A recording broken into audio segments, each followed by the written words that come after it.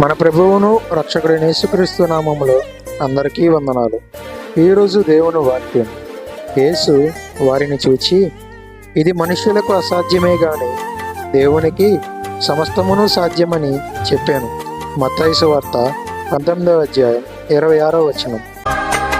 నేను వెళ్ళే మార్గము నా యేసుకే తెలియును.